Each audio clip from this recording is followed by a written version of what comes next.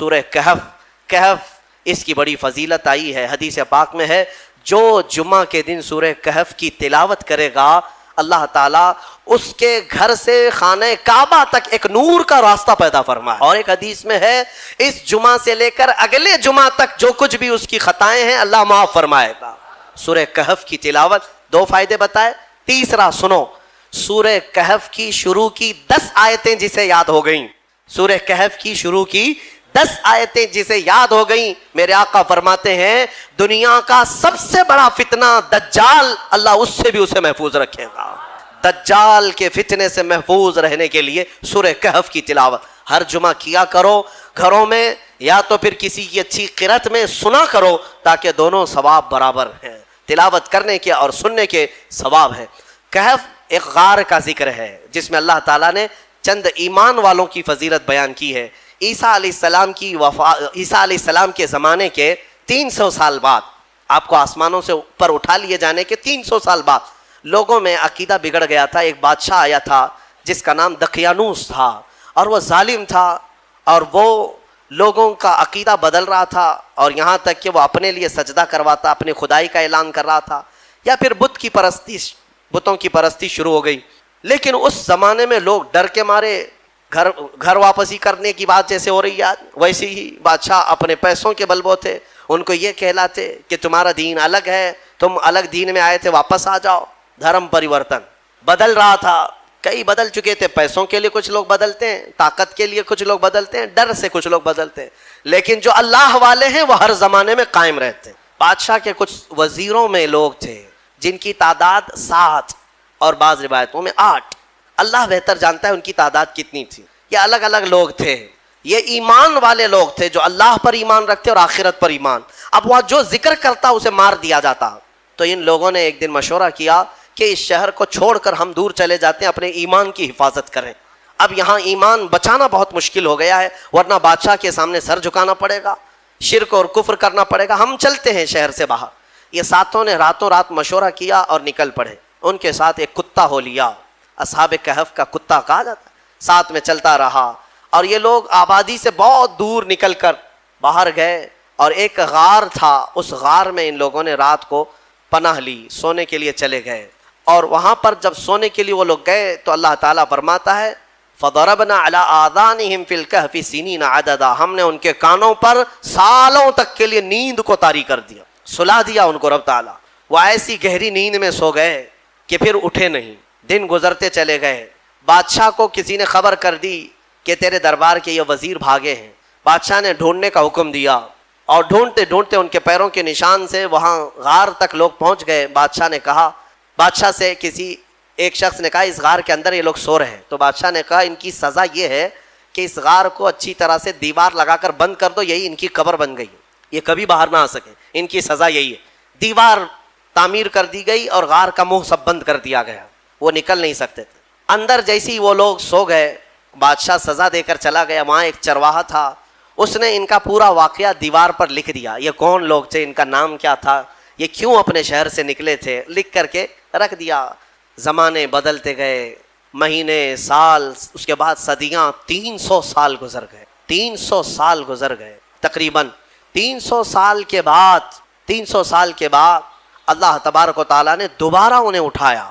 وہ جب اٹھے تو آپس میں ایک دوسرے کو دیکھنے لگے، پوچھنے لگے کتنی دیر ہو گئی سو کر کے. کسی نے کہا ہم رات کو آئے تھے صبح ہو گئی ہے، کسی نے کہا صبح آئے تھے دوپہر ہوئی. اب اسی سے آپ اندازہ لگا لیں کہ رب تبارک و تعالیٰ صدیوں کو چاہے تو منٹوں میں گھیر سکتا ہے.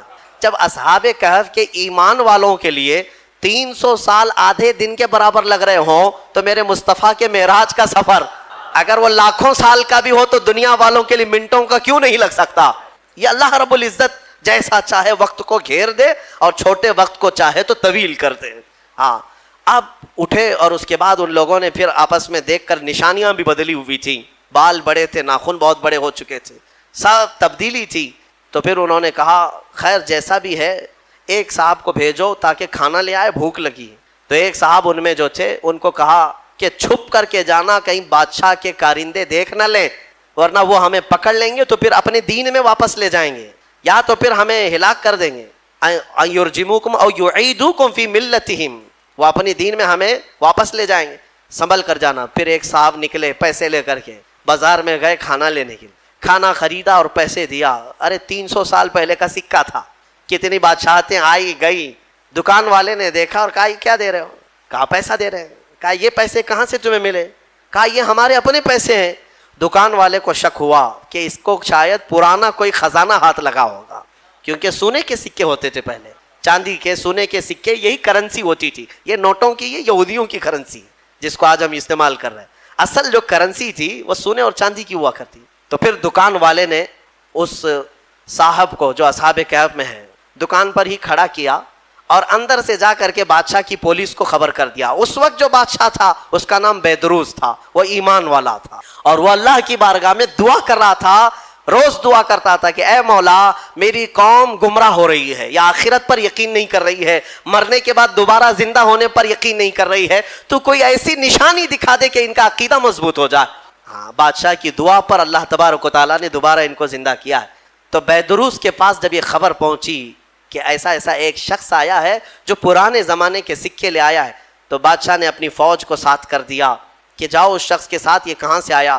جب یہ کھانا لینے آئے ہوئے صاحب نکل کر کے واپس پوری فوج کے ساتھ غار آ رہے تھے، تو اصحاب کہف نے کہا ہمارا ساتھی پکڑا گیا اور بادشاہ کی فوج آ رہی ہے ہمیں گرفتار کرنے۔ لیکن جو آئے وہ لوگ، ان لوگوں کو دیکھا تو سارے لوگوں نے اللہ کی بارگاہ میں سجدہ ریز ہو گئے۔ کہا اصحاب کہف کے بارے میں ان لوگوں نے سن رکھا تھا کہ کچھ لوگ ایسے تھے جو بادشاہ سے اپنا ایمان بچا کر چلے گئے تھے، اور غار ان کے لیے قبر بنا دی گئی تھی، اور آج غار کھلا ہے اور اس میں یہ لوگ زندہ سلامت بیٹھے ہوئے، 300 سال کے بعد زندہ سلامت بیٹھے۔ تو بادشاہ نے اپنی پوری قوم کو بلایا اور کہا کہ دیکھو وہ رب قدیر 300 سال کے بعد جب کسی کو بیدار کر سکتا ہے تو ہر انسان کو موت کے بعد دوبارہ زندہ ضرور فرمائے گا۔ عقیدہ آخرت کو زندہ کیا۔ اب اصحاب کہف دوبارہ اپنی غار میں گئے، کھانے ہونے کا مسئلہ تو ختم، اور دوبارہ ان کو نیند لگ گئی۔ اللہ نے پھر ان کو گہری نیند میں سلا دیا۔ جیسے ہی وہ سو گئے تو اصحاب کہف کا کتا بھی اسی طرح زندہ ہوا، اسی طرح پھر سویا۔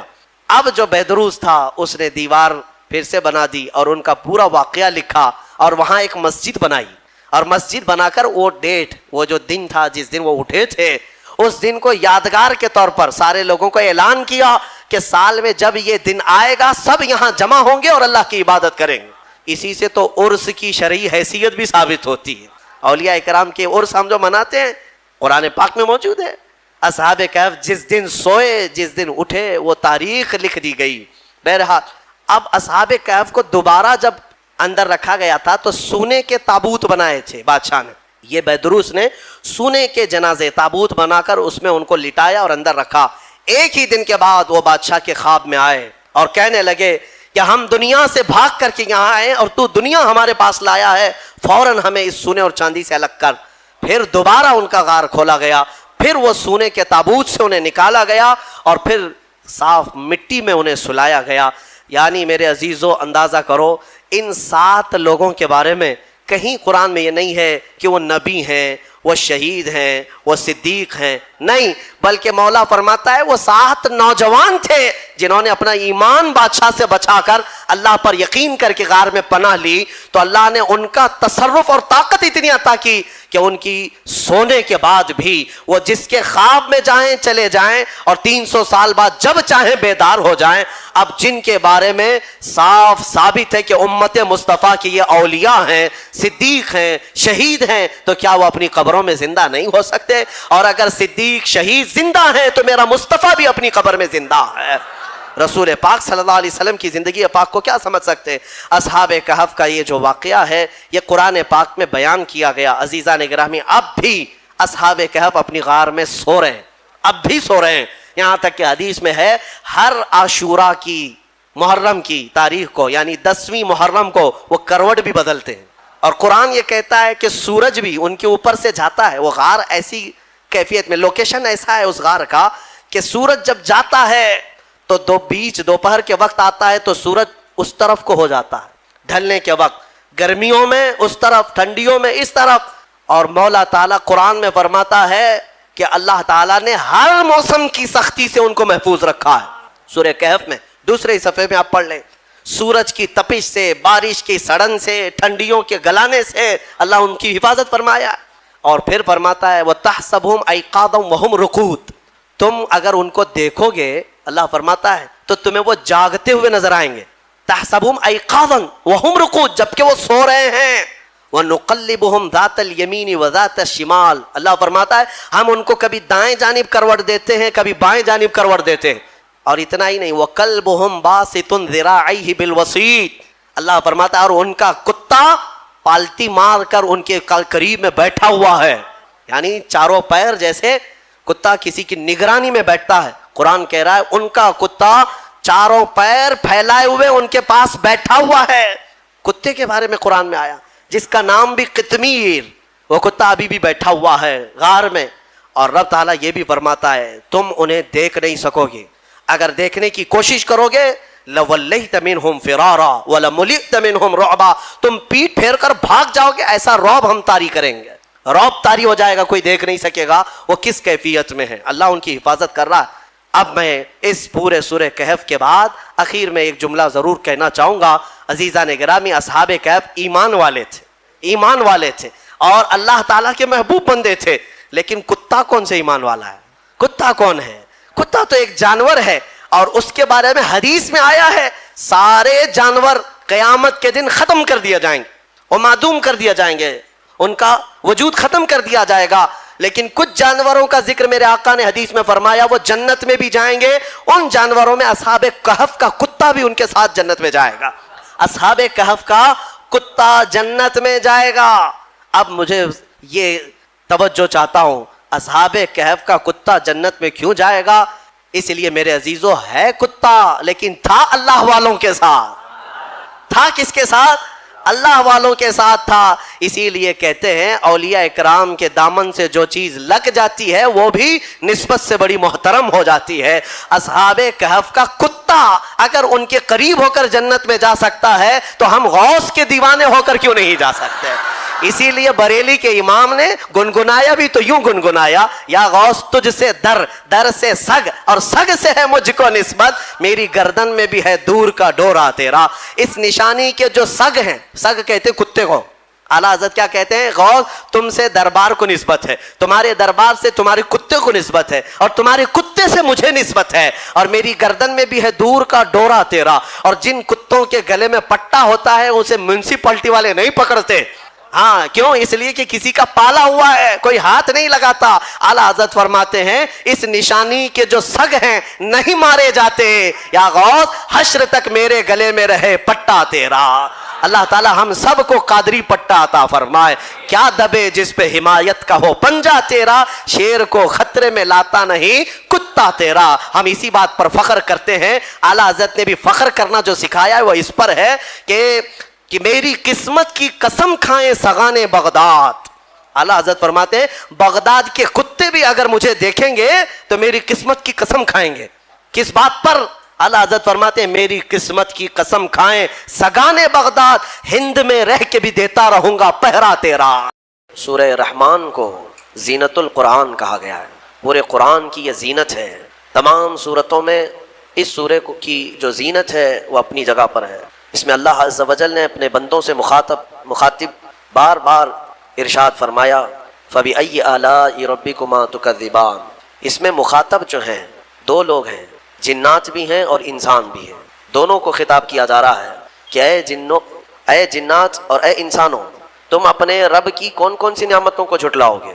اس آیت کو 30 سے زیادہ مرتبہ دہرایا گیا سورہ رحمان میں. میرے عزیزو، میرے آقا صلی اللہ تعالیٰ علیہ وسلم ارشاد فرماتے ہیں اپنے صحابہ سے کہ میں نے یہ سورہ جنات کے سامنے تلاوت کی تو وہ سن کر کے تم سے بہتر جواب دیتے تھے، یعنی رو پڑتے تھے اور ہر آیت پر یہ کہتے کہ اے اللہ ہم تیری کسی نعمت کو نہیں جھٹلاتے، ناشکری نہیں کرتے. میرے عزیزو، اللہ تبارک و تعالیٰ اپنے بندوں سے جو سب سے زیادہ پسند فرماتا ہے جو چیز وہ شکر ہے. اور شیطان اگر سب سے زیادہ کسی چیز سے تمہیں دور کرتا ہے تو اللہ کے شکر سے ہی، کیونکہ اس نے چیلنج کیا ہے اللہ تعالیٰ کی بارگاہ میں. آیت کا حصہ میں آپ کے سامنے عرض کرتا ہوں. اللہ تبارک و تعالیٰ سے اس نے کہا لَأَقْعُدَنَّ لَهُمْ صِرَاطَكَ الْمُسْتَقِيمَ ثُمَّ لَآتِيَنَّهُم مِّن بَيْنِ أَيْدِيهِمْ وَمِنْ خَلْفِهِمْ وَعَنْ أَيْمَانِهِمْ وَعَنْ شَمَائِلِهِمْ وَلَا تَجِدُ أَكْثَرَهُمْ شَاكِرِينَ. اللہ تعالیٰ سے چیلنج کرتے ہوئے کہتا ہے شیطان کہ مولا تیرے راستے پر میں بیٹھ جاؤں گا، سیدھے راستے پر، جو بھی اس پر چلے گا سیدھے راستے پر، میں کبھی اس کے دائیں جانب سے، کبھی بائیں، کبھی سامنے سے، کبھی پیچھے سے آ کر اسے ایسا ورغلاؤں گا کہ اے رب تو اپنے بندوں میں شکر کرنے والے نہیں پائے گا۔ شیطان بھی کس چیز کی وہ کر رہا ہے چیلنج میں؟ شکر کرنے والے نہیں پائے گا مولا تو۔ اور اللہ نے قرآن میں فرمایا وَقَلِيلٌ مِّنْ عِبَادِيَ الشَّكُورُ، میرے بندوں میں شکر کرنے والے بہت کم ہیں، بہت کم ہیں۔ اب جب رحمان فرما رہا ہے تو پھر یہ جو انسانوں کی تعداد ہے، کوانٹیٹی ہے، اس میں اگر پرسنٹیج نکالا جائے تو وہ انگلیوں میں گنے جاتے ہیں جو شکر کرنے والے لوگ۔ شکر اس کی اللہ تبارک و تعالیٰ نے فرمایا تم اگر شکر کرو گے لَإِن شَكَرْتُمْ لَأَزِيدَنَّكُمْ، میں زیادہ دوں گا، وَلَإِن كَفَرْتُمْ إِنَّ عَذَابِي لَشَدِيدٌ، اور اگر تم ناشکری کرتے ہو میری نعمتوں کی تو پھر سمجھ لو کہ میرا عذاب بہت ہی سخت ہے۔ اللہ عز و جل اس چیز کو سخت ناپسند کرتا ہے کہ اس کی نعمتوں کا کوئی ناشکری کرے۔ اسی لیے میرے عزیزو، اللہ کے حبیب صلی اللہ تعالیٰ علیہ وسلم جب دعا کرتے تھے تو یوں ہی عرض کرتے تھے کہ مولا تو اپنے شکر گزار بندوں میں میرا شمار فرما۔ سمجھ رہے آپ؟ صبر آسان ہے اور شکر مشکل ہے، صوفیہ نے فرمایا۔ حالانکہ شکر میں کیا کرنا کیا ہے؟ صبر دیکھا جائے تو کٹھن ہوتا ہے، برداشت کرنا ہوتا ہے، مصیبت آئی خاموش رہنا ہے، کسی چیز کی کمی ہو گئی خاموش رہنا ہے، یہی تو صبر ہے۔ گناہ کی خواہش ہوئی لیکن نہیں کیا، یہی صبر ہے۔ صبر دیکھا جائے تو مشکل ہے، لیکن صوفیہ کرام فرماتے ہیں صبر سے زیادہ مشکل شکر ہے۔ شکر ہے وہ کیسے؟ کہا کہ اس لیے کہ جب خوشیاں آتی ہیں تو عام طور پر انسان ہر چیز بھول جاتا ہے، اسے یاد ہی نہیں رہتا کہ دینے والے کا مجھے شکر بجا لانا چاہیے، وہ بھول جاتا ہے۔ یہی تو ہم نے دیکھا ہے۔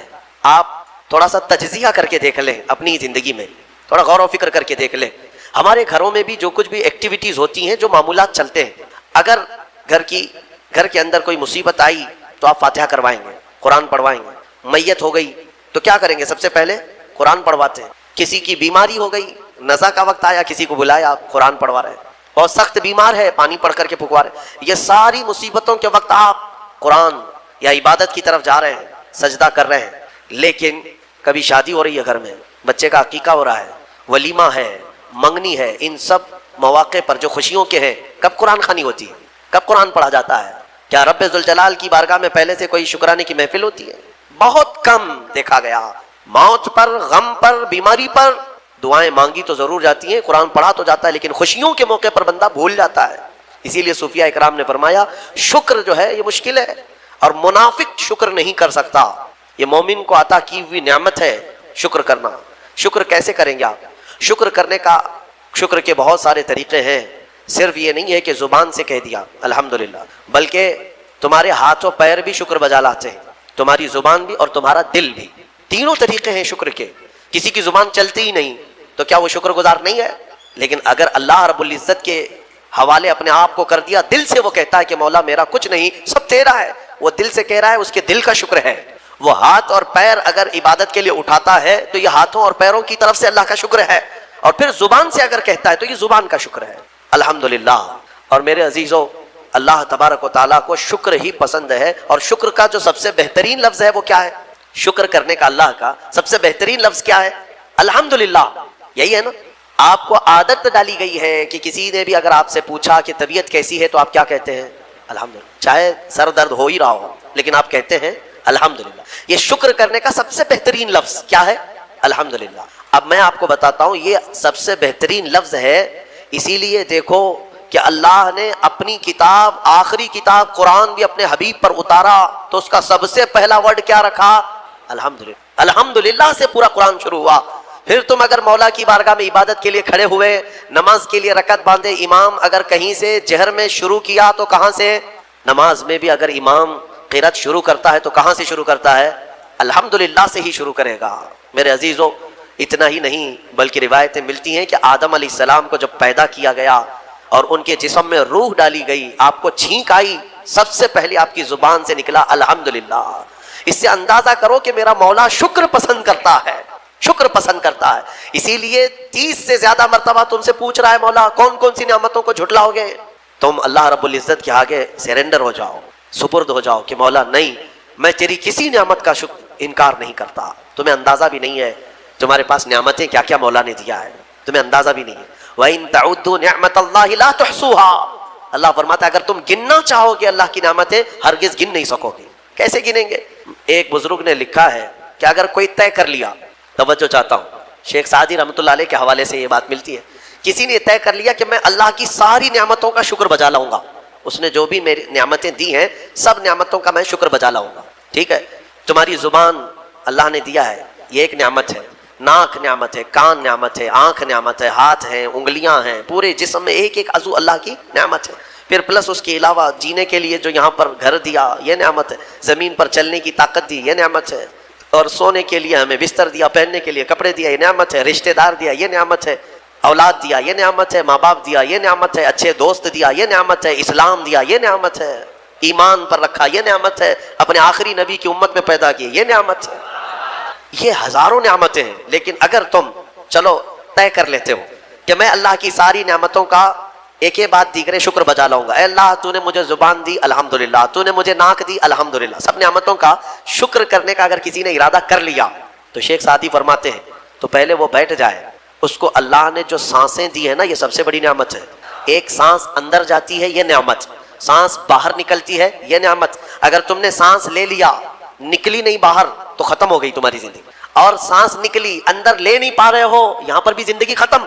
سانس لینا ایک نعمت، سانس باہر چھوڑنا یہ ایک نعمت، شیخ سعدی فرماتے ہیں، اور ہر سانس نہیں ہوتی ہے، پرانی سانس نہیں آئے گی، پھر ہر سانس نہیں ہے، تو ہر سانس کے بدلے ہی تم اگر الحمدللہ کہتے رہ جاؤ گے تو زندگی گزر جائے گی سانسوں کے شکر پر، باقی نعمتیں ویسی ہی رہ جائیں گی، صرف سانسوں کے شکر پر تو زندگی گزر جائے گی۔ میرے عزیزو اندازہ بھی نہیں کر سکتے کہ اللہ نے کون کون سی نعمتوں سے نوازا ہے۔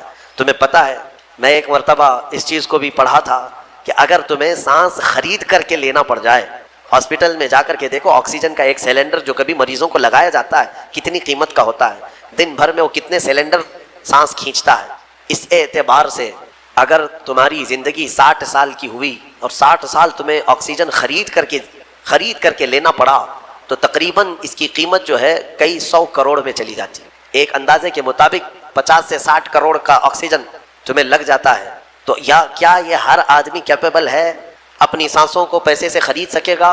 اور رب ذوالجلال نے تمہارے لیے اتنی آسانیاں کی ہیں کہ سانس ایسا نہیں ہے کہ فلاں شہر میں ملتی ہے جا کر کے لائیں اور پھر کھینچیں، تم جہاں ہو تمہاری ناک کے قریب ہوا